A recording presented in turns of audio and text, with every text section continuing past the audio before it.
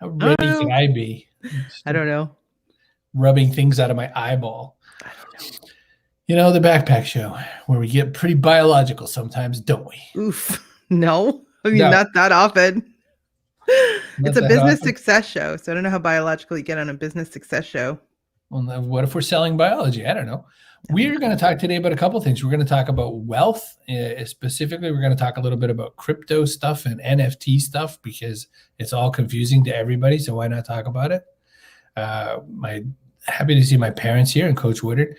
We're going to talk about you got a new job since the last episode of the show. I did. So we're going to talk about that, and we're going to talk about going back to work. There last week there were 9 million available jobs in the United States, and only 7 million people on unemployment. So it's kind of weird times. It's definitely, you would think the math works. Like all of a sudden everybody would be employed, but there's a couple of reasons people theorize that that's not happening. So wealth, careers, and a lot more on the Backpack Show today. Hi everyone, Tim Kitzrow from NBA Jam and NFL Blitz, welcoming you to The Backpack Show. Your hosts, Chris Brogan, Kerry Gorgone, Boom Shakalaka. Backpack Show. So what's the scoop here? What's the setup we're looking at? Oh, here? Oh. Yeah. I'm doing some work Witness on my house. protection. And so you're getting me live from a ketchup-flavored hotel room. How do you know what it tastes like? You should not lick your hotel room. It's bad. I didn't lick the rug, but it sure smells like ketchup in here. What can I tell you? I don't know.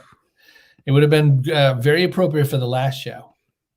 Did it smell like that when you arrived, or does it now because you did something? No, because I don't eat ketchup. I'm 51. So there's an age limit. Yeah, there's an age on ketchup. Enjoy your ketchup now, everyone, because that's right. Time's running out. So, oh my gosh, look at people vanish. They're going to talk about ketchup today. I'm leaving. No. So a couple times that we've talked on the show by ourselves, like when we were doing Backpack Show After Dark, just us and whatever, we were talking about Clubhouse, right? And notice how nobody's talking about Clubhouse now. 0 people. Really? I mean, I can't say 0, but like almost none. Almost none. Almost none. And when Twitter launched their Twitter Spaces, people are happy enough with it that they're like, whatever, I'll just use that. If they have some mad urge for audio, but I don't care. Deanna wants to know if you quit French fries too. Oh no, not at all. And believe me, I didn't quit ketchup. Come on. Do you eat them with mayo, like across the pond? Oh, that's actually delicious when you do. There's a few things you can do with fries that people don't know, and mayo is one of them. America's favorite topping, ranch dressing. You can do that. All right, let's get off of that. I'm gonna be ill. Wealth. So we have our own crypto coin. We have a coin called BKPK for Backpack, and we got it through Rally, and it's part of the creator economy concept that Rally has built. So you can buy and sell coins from various creators that you have some kind of affinity with on this network. So for instance, Kerry had heard that there was a particular musician who was getting a coin, and she bought a few. And you bought the BT, the musician named BT. But you can do different things with the coins. So for instance, with BT, I don't know if they have any offers or anything like that. But if you go to rally.io/creator/music, you can check it out.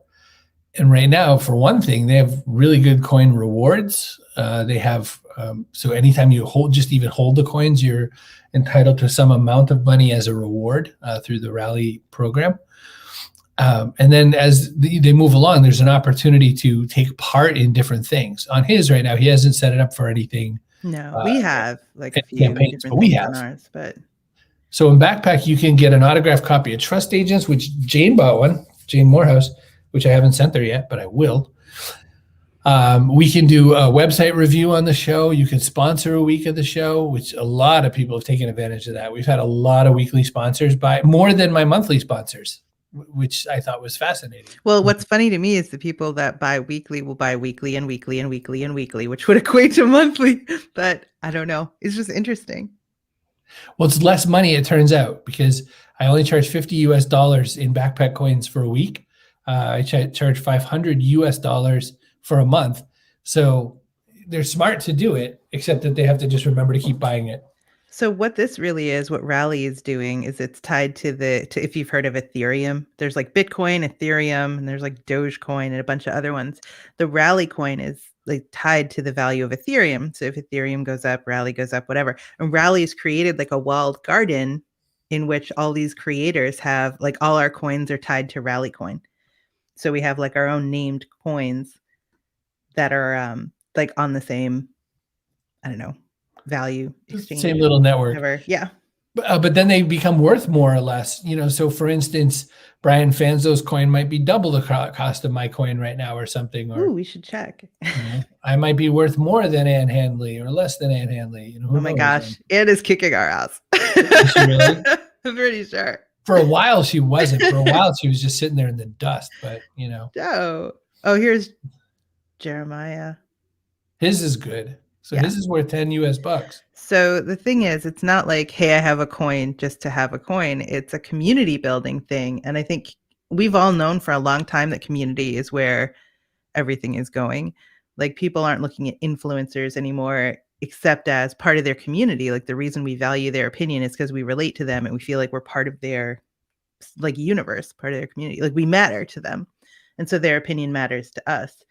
And so the coin is really being used as a way to create more experiences for people's communities. That's what they're doing. Like that's what Jeremiah is doing with it. So they have paid Clubhouse rooms that you can only get into if you hold a certain amount of coin. You don't have to well, I shouldn't call them paid. You don't necessarily pay. You can, but even if you just hold a certain amount of coin, like they'll verify that you do and they'll let you in like to their little Clubhouse room. Right. So by simply having invested and still have those coins on hold, you gain access to parts of people's system or whatever, or entertainment or whatever that you maybe didn't have before. So that's kind of interesting. What makes it interesting though, if you think about it right away, is that's immediately different than money. Money's one thing. Money is, to interact a transaction of some kind. So, if I say my speaking fee is 15,000 US, oh, look, it ends up at $9. If my speaking fee is 15,000 US, then you pay 15,000. I speak, I leave. Thanks for the money. If it was something with coin, like what we're doing with our creator coins, you can add other things into the experience. So it's not money once. It's kind of like money twice, money three times, value three times. I should show you what Chloe Forbes Kindlin did for me. She made this website for me. And at the bottom of it, there is like this ticker. I have to wait for it to load. And anyway, there's like a little badge that just displays how our coin is doing. Because it won't work right now. I broke mine. I think really? the code might have broken the background. So, well, Chloe did, just that it broke. She built this whole site for me and this new section when I started doing a radio show. This is a totally side volunteer thing, but I do a classic alternative radio show on villageradio.net, and she put this together for me. Oh, there's your ticker, our badge ticker. Yep, on the bottom. But she's the best. So we'll go get some Chloe Forbes Kindlin website development. So an example of what you could do with the coin, for instance, is Chloe could say, people who hold 100 of my Chloe coin, I will give you very light customer support. People who hold 500 of my Chloe coin, I will do this kind of customer support or whatever. Or hold 100, spend 100 or something. Like you can do all kinds of things with it. But that's one kind of coin. You hear all the time about Bitcoin. You hear Bitcoin up, Bitcoin down, Bitcoin up. It's down right now. So as we're talking at this very minute, I think it's down to like 45,000. It would actually be a good time to buy. When I put money, what's that? You say, based on current. It's so volatile, honestly. I just don't want to avoid people being like, I'm going to go buy it right now. And then it continues to go down and people are mad. You just never know. Very volatile. Yeah. It's very volatile. Just never know. However, when you say very volatile, if you go and look at the log of it, if you look at the line of it since it was created, it's all going in one direction. There are downs, but it all heads up. It's all heading up on a plane. And so there are, in the shorter terms, there are some hockey stick moments, but in the longer term, it is outperforming the stock market right now. So Coach Woodard says, how do we know how many backpack coins are in our account? We don't get a monthly statement. You just go to rally.io and you log in, and it tells you right there what your portfolio is, and it says how many backpack coins you have at any one time. It's not a statement because Rally is not a bank of any kind. It's actually distributed. So they're just getting ready to do this. This makes it even more complicated to talk about.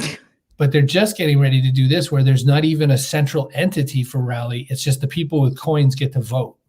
So the people holding the most Rally coins get to vote on changes to the platform, and it's no longer in the operation. There's no longer a CEO running Rally. It's a group project in the next. Like the inmates running the asylum. Pretty much. Wow. But so things like Bitcoin, though, like for instance, the first time I ever got into Bitcoin, I got in when it was at $20,000, and I didn't put 20,000. So I have to point out something. You can buy part of a Bitcoin, so that's you can put. That's the only way, because what is it, like $80,000 a coin now or something? No, it's 40. It's 45. So still ridiculous. If you wanted to take $45,000, you could plunk it down and buy a coin, but.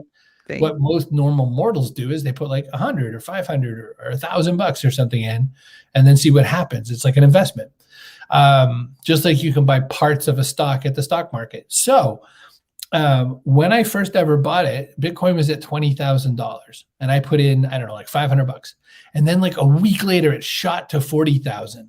And I went, oh my gosh, I've just doubled my money. I went from 500 to I'm a brilliant person, which. This is the fallacy of everything, right? The fallacy of crypto, the fallacy of stock.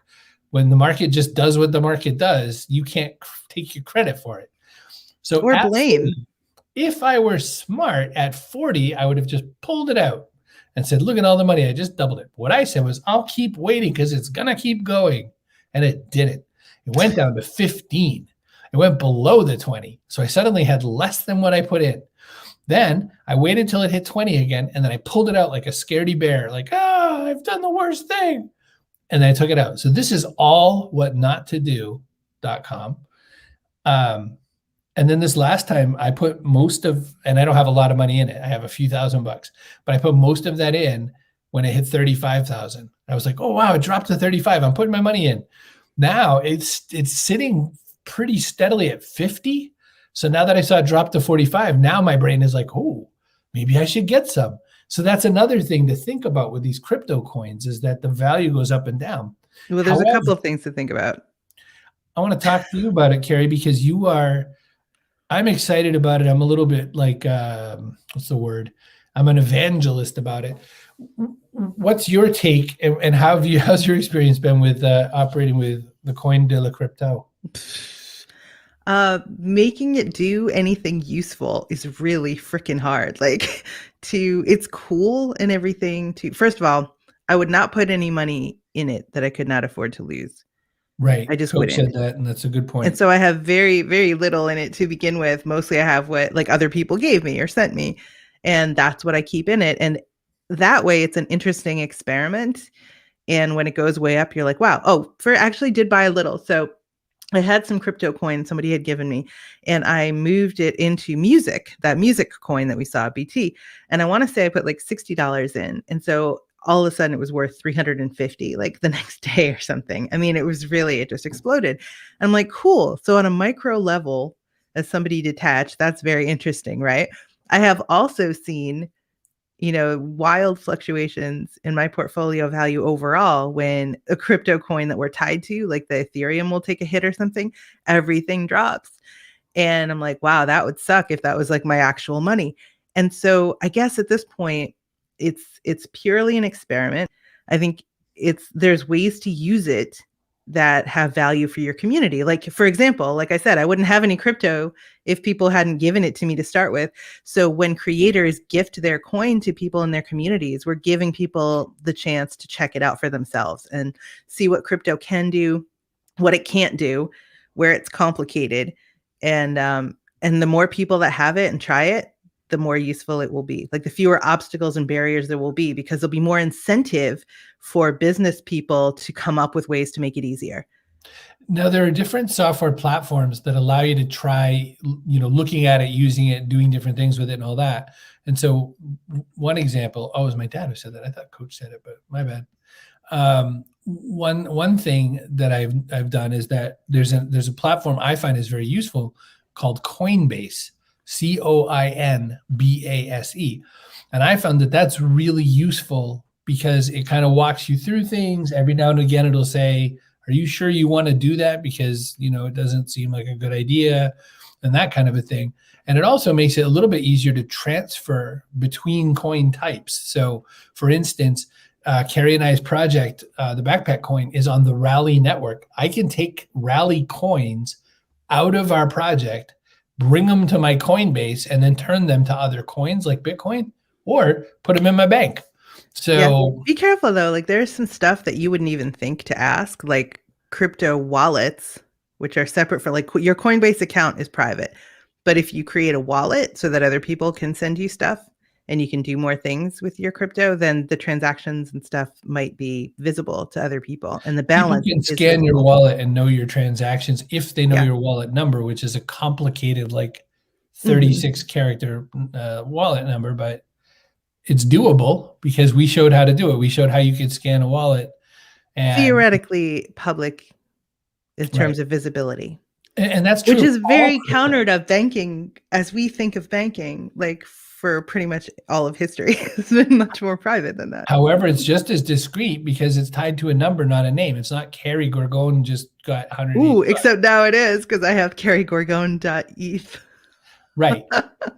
So you identified yourself in a very binding way so that if someone wants to send you that, it'll be clearly name serviced out. But all right. Well, we're in the weeds now, but some people actually have 2 wallets or more so that they can keep one private and then they tie one just to receive. So I could say like, hey, send me some Ethereum and I'll do whatever. I'll speak at your event or something, kerrygorgone.eth. They'll go right to my wallet. That could be like all I use it for if I want.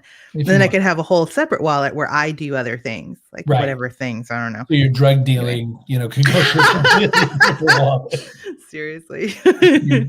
your gun running. It's very helpful. I don't know if you've ever tried to move a large sum of cash, but it's not as easy as you think. So yeah. Anyway, so it's a fun experiment. If you're interested in trying it out, we could send you some backpack coin. You set up a rally.io account. It's free. We can gift you some backpack coin and you can just like watch what happens to it. So if you're interested in that, drop me a line, Kerry@chrisbrogan.com. We'll hook you up. I mean, we'll hook you up with like a little, a lot. But yeah, you're not going to be. No, but it's interesting. Like I put $60 in music coin and then it was like $350 the next day. It's nuts. Of course, then, could also plummet back down. Who knows? Well, right. So I can look at it with detachment and be like, that's interesting. I was going to point out that I've had a really good couple of weeks, and then between yesterday and today, I lost $1,000. So I've been making the joke a lot. Oh, that was a yes, Kerry. I said the wrong button. I've been making the joke a lot about I've been sitting on a park bench and look, I just made $1,000. But last night when I went to sleep, I was $1,000 richer. But whatever. So I wanted to show you really quickly. I want to show you Coinbase again really quickly, just because I want to show you, like, don't worry about all, it's hard for you to read anything right there, but that's Bitcoin, Ethereum, Rally, all these other coins. Algorand, which has 4% APR, which by the way is crazy. This new one called Solana that I bought at like $115 and was as high as 220 as of yesterday and just dropped down to 170. So there's these things that happen where if you're sitting by your computer at the right time, and if you pay attention, if you want to, you can go, whoa, I just made some money. I'll push it over into something stable and I'll take some of that money off the table. And you can do this to make some money. It's interesting. There are so many future interesting things to talk about. And that's why I'm not transitioning just yet, Kerry. One is that people can now buy art online that is digital in nature, and that is very it's built so that it's only digital, but instead of just owning something like a JPG, you own the rights to and kind of the pedigree of digital art. So I have just a couple. What's the difference between that and like a screenshot of it? Well, because a screenshot, anyone can make a screenshot. What I have is I have the official digital copy, and ultimately there's no real difference. Just like you can have a screenshot of the Mona Lisa at your house, but the value in the product only exists in one place. Only the Mona Lisa is worth something. So for instance, I bought this guy here. This is from a artificial intelligence called Deep Black. So it looks like an oil painting. It was painted by a robot, painted digitally by a robot. No human, it was educated by humans, but no human had anything to do with that painting. And so this is something that's created and owned, created and birthed by a robot. So I thought that was kind of cool. Now, I own that painting. I'm the only one who owns it. You could screenshot it all you want right now, but you own a screenshot. I own something that actually has a financial value attached to it. Why is a whole other question. Partly, I think it's a novelty thing, partly because there's a scarcity built into it, partly because it's a medium like any other medium. Why do we think oil paintings are worth a lot? It sure isn't the oil. That's like, $4.50 of material. It doesn't, make sense. But Visa just bought a whole bunch of things. Sotheby's just did, well, I'll show you.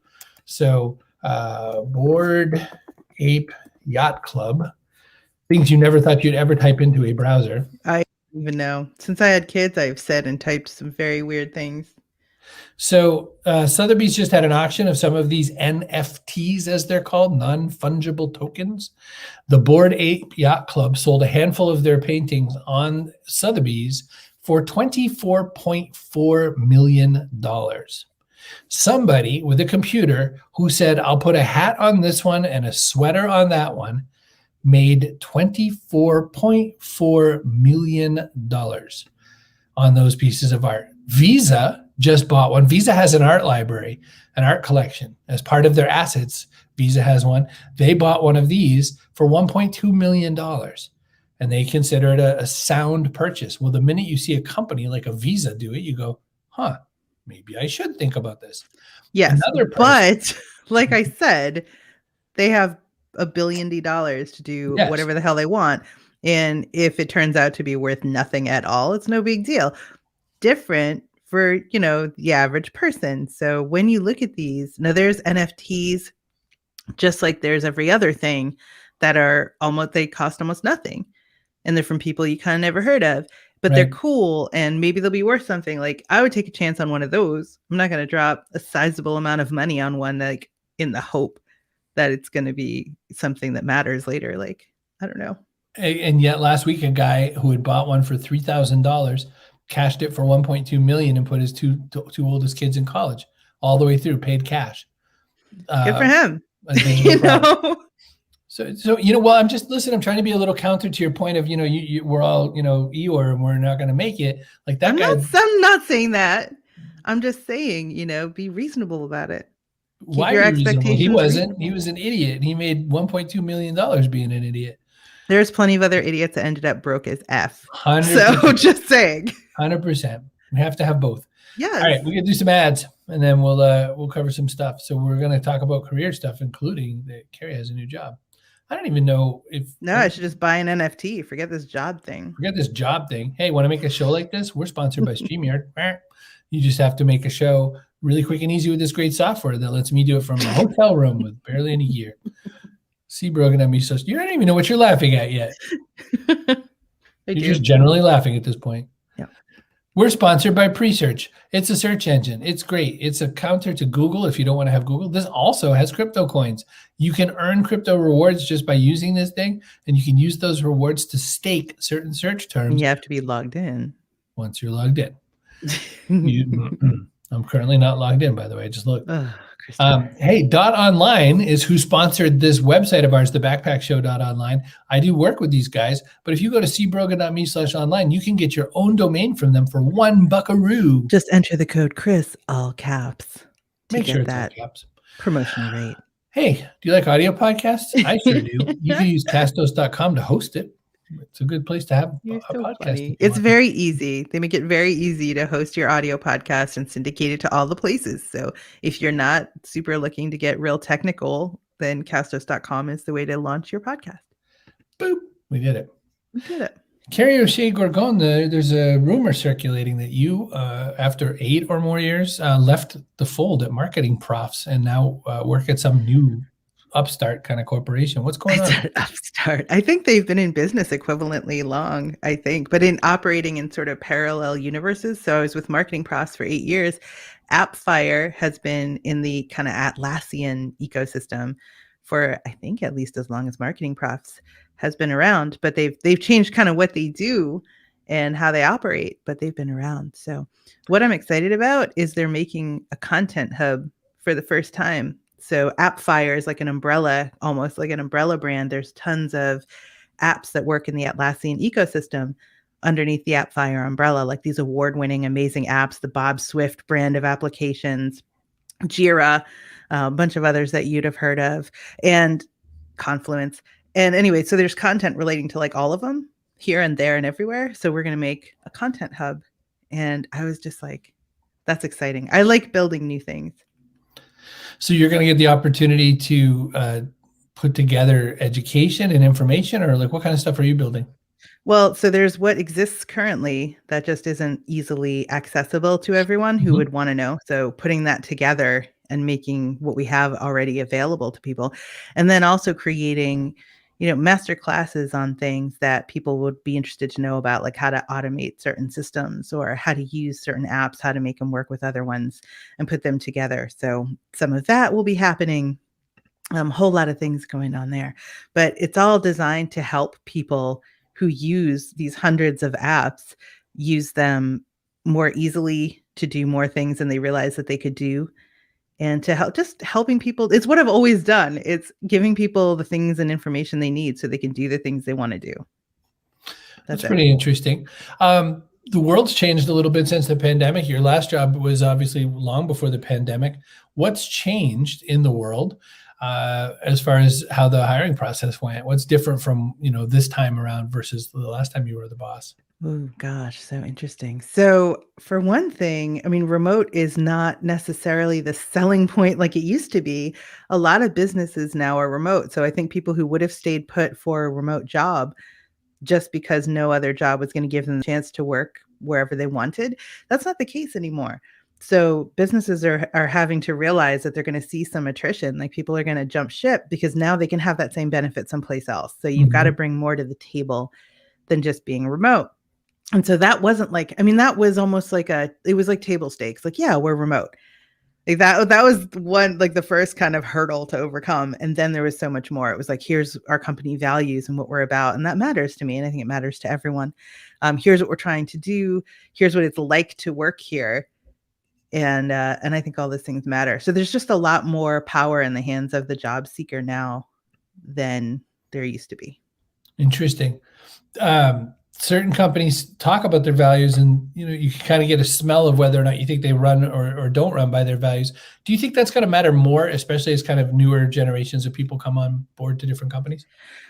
Yes. And the other problem you're going to have is that if you're in any way inconsistent with your values, and for large companies, this is going to be tricky. So if you're a conglomerate, for example, and you've got like multiple companies kind of under your corporate umbrella, if one of them does something out of line with your stated corporate values, it's going to be a huge problem.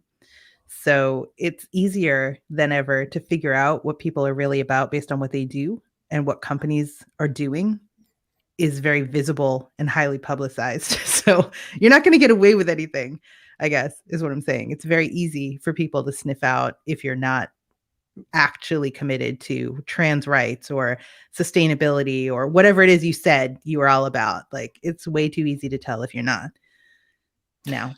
There's a lot of interesting stuff going on in the work world in general.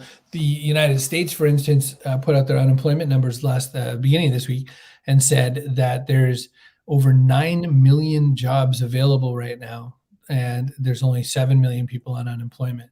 So there's 2 million more jobs available than there are people on unemployment. But as you and I were talking very briefly, those numbers aren't apples to apples anyway. It's not like you can slot the 5 million jobs or whatever easily, or 7 million jobs easily, because not everyone wants the jobs that are open right now. No, it's right. Like, and you may not necessarily have the skills for that particular opening. I did read something else somewhere saying that, I don't know what the right word for it is, but the kind of work we do is more easy to replace with AI than certain blue collar jobs. So I was reading. And so it was like, hey, get ready, and you're all about to lose your jobs and stuff. I don't agree. I mean, there's definitely things that can be automated, and I think it'd be great. Like, I think anybody who does the kind of work we do would be thrilled to have certain logistical things automated so that you could then innovate or see opportunities between two seemingly unrelated things like you're so good at doing. Or just read the room and figure out what people really need versus what they're saying they think they need. I don't know that AI can really do that just yet. So I kind of welcome those innovations, but it's not like the numbers look like they check out. We should be able to employ everybody. And I think with the necessary investment in training, I think we probably could. But there also has to be, those people have to want to do those jobs. So that's the one part you can't do. You can't make people want to do the available jobs. Coach Woodard's questioning whether or not we're right about the fact that remote work is table stakes. And I would say that there's a couple ways to see that. So first off, smaller businesses for sure not. They're just not ready for it. They're not usually set up to manage it or even think about it. I would also say probably that there's, I'm trying to think of a nicer way to say this, but there's like an academic scale to this as well.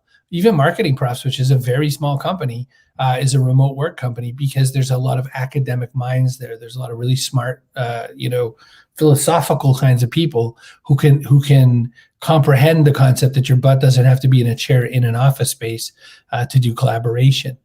There are new studies coming out all the time, and there are companies like AppFire and Salesforce and all kinds of other companies who are funding these studies that are pointing out that collaboration doesn't require people to be in the same room. And in fact, sometimes that even stifles it.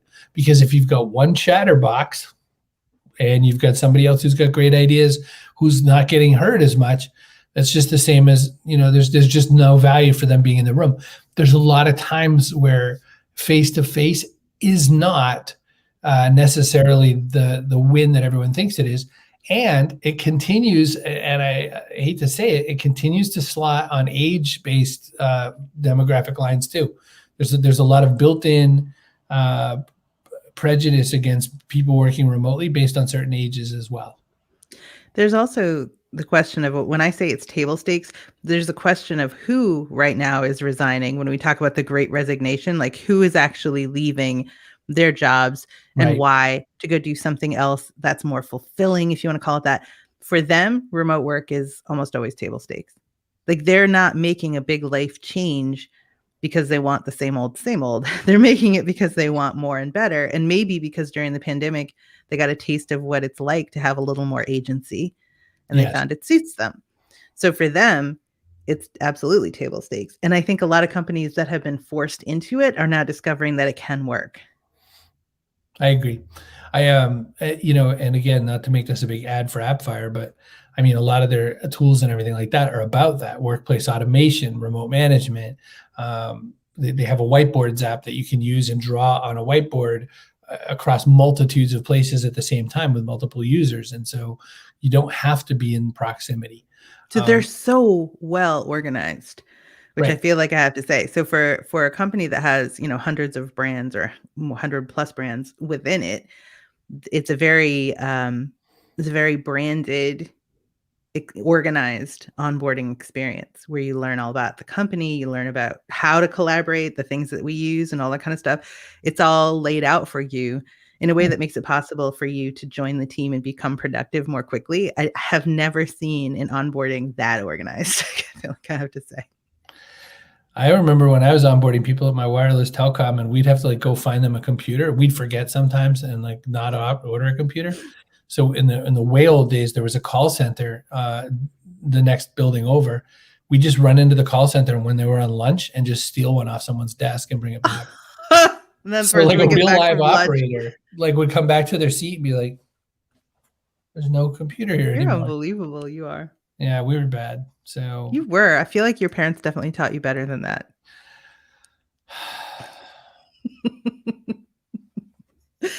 But it's definitely been eye-opening just to see the differences between one company and another in terms of how they bring people on board and help them to feel part of the shared vision and mission of the place, which I think that's the key to success. Like, right from day one, you know what you think you're going to be doing and what you think you're going to be part of. And that experience has to mirror what you wanted and what you expected. And if it doesn't, it'll be kind of jarring and you won't get off to the best start. So this is like a really nice way to join. Like you said, if a company has their values, posted and that they're very solid about those values, kind of matters.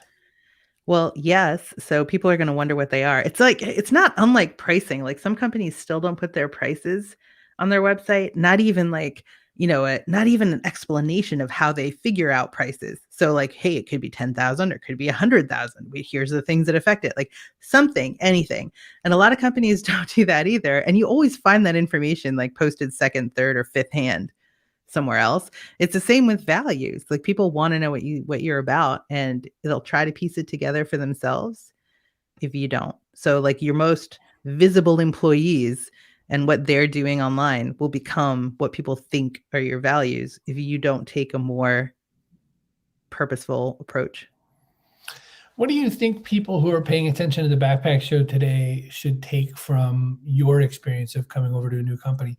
What do you think that people should be considering for their own world if they're employees somewhere, or if they're even if they run a company and they hire employees? What should they take from this? People won't stay just for convenience anymore. If you want people to be part of what you're trying to do, they have to feel like part of what you're trying to do. They have to feel like their contribution matters, or they'll go and find something else to do where they feel more fulfilled and purposeful. Because if this pandemic, this whole experience, all the loss we've all experienced together has taught us anything, it's that you don't have a lot of time, and you want to spend the time you have doing something that matters. You want to feel like you matter. So if you're in a place where you feel like you're just punching, buttons or something and making spreadsheets, that's maybe not going to be enough to keep you in place. Forget it. It's not. You need to have good benefits, all of that, but it's not enough anymore to just have good salary, good benefits. That's not going to keep people anymore. They need more. They need more. Well, thank goodness this showed up. Oh, and here's our person of the day. Kaboom! Backpack crowd's gotten a little quieter these days. Besides, hi, how's everyone? How's everyone?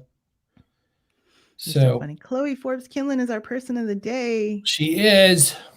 So I am like in love with Chloe because she did an amazing job on my website building it in the first place.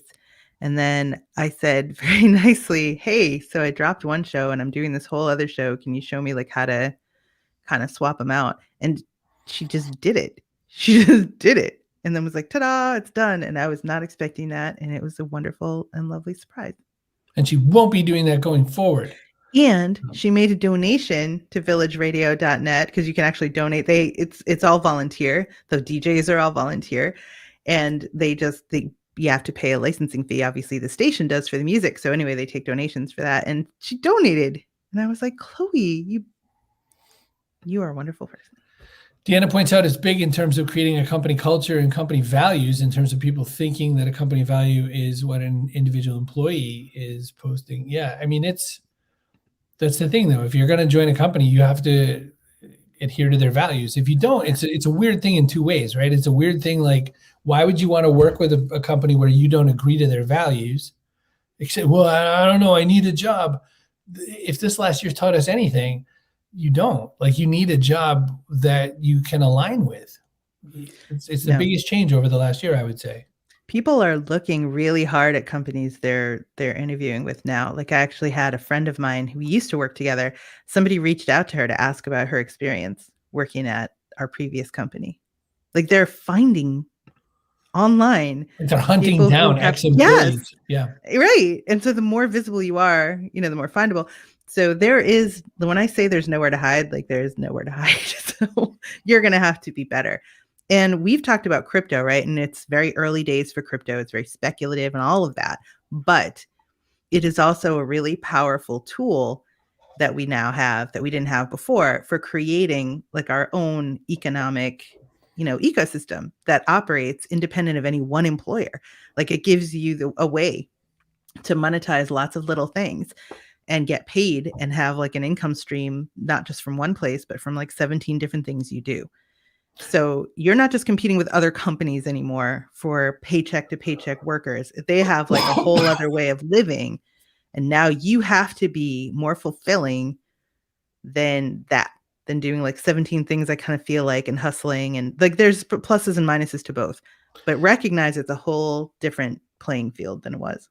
Because there's ways to bring value to more places now. That's the one thing that you can think about with crypto, is that there's a lot of other ways to get value transferred. And when I say value, I mean money and wealth and things like that, or other things like contracts through crypto that don't require as many gatekeepers. El Salvador just made Bitcoin. I almost said backpack coin. El Salvador just made Bitcoin their official currency, which is crazy. And by the way, Bitcoin went down like $6,000 on that news.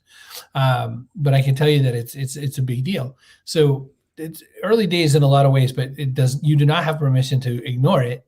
And then also it is time to think about what work you're doing and does that align with your values, or are you just trying to do it to make money?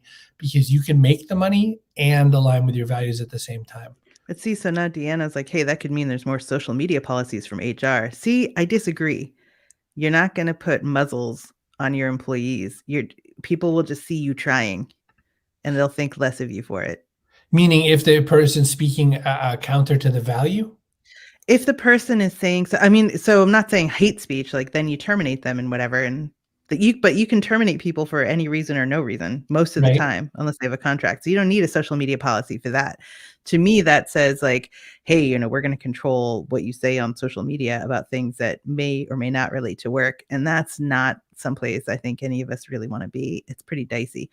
If it's about working conditions at the place that at your company, you definitely can't touch that because that's protected speech with labor laws. Can an anti-vax person argue against their company's values about vaccination? I mean, at their own peril, I guess. It depends how they do it. So if you want to have an intelligent discourse online and be like, I don't know, I saw this study about this risk that I'm concerned about, and that's why I haven't gotten it yet. So I'm really worried about getting vaccinated. And can you help me out? And is there an option? Can I work remotely and not get whatever? That's one thing. It's a different thing to go into a store and intentionally cough on people and mock them and have that captured on video. And then. So Deanna's point was that there could be some changes to social media usage and they might have to drag HR in. It sounds like, especially you're a lawyer. So it sounds like you're threading the needle on this one. I don't understand the right answer. So I'm not threading the needle. I have never said that you should have a social media policy, unless it's like, don't be an asshat. Right. It should be the most minimal social media policy in the world. Yeah. That's it. I think we can all agree that coughing on people purposely in any context, even without a pandemic on, is terminatable behavior just because it's so wildly inappropriate and demonstrates a lack of judgment that would affect your job performance, in my opinion. Do you need a social media policy to cover something like that? No. Hope not. Coach says it's time for folks like employees and workers to take responsibility for articulating the value that they bring. Many people still have a one-down relationship with their employer. Yep. That's interesting. That's reasonable to say. I think we've said for a long time, though, that analytics, not necessarily getting way into data science, but being able to prove the impact you've had in a role absolutely matters. But that's always been the case. Policy happens a lot, for example, with social service agencies. I mean, there's a lot of entities who put a lot of CYA documents into the world. I mean, I understand that to be true. I don't know that it's. But would the kind of person that would do something wildly inappropriate read that document to begin with? Right. Probably not. So I don't know. But like she's saying, it's like the old days of PR when you thought you could control the message, and that's hopefully been beaten out of every entity in the world. Yeah, I mean, you can't. So the thing is, this all comes back to hiring. So you've got to hire people. Just like they want a company that aligns with their values, you want people that align with yours. If you hire the right kind of people who are respectful of the rights of others, and when they have contrary opinions to voice, do so respectfully. If you hire people who want to be part of a team because they want to contribute, you're not going to have people going around like a-holes on social media making you look bad, because the kind of people you would hire wouldn't do that. So I don't know. I'll tell you, my grandmother worked in a paper mill, and there was a social media policy around there, even back in the late 1970s, or mid 1980s.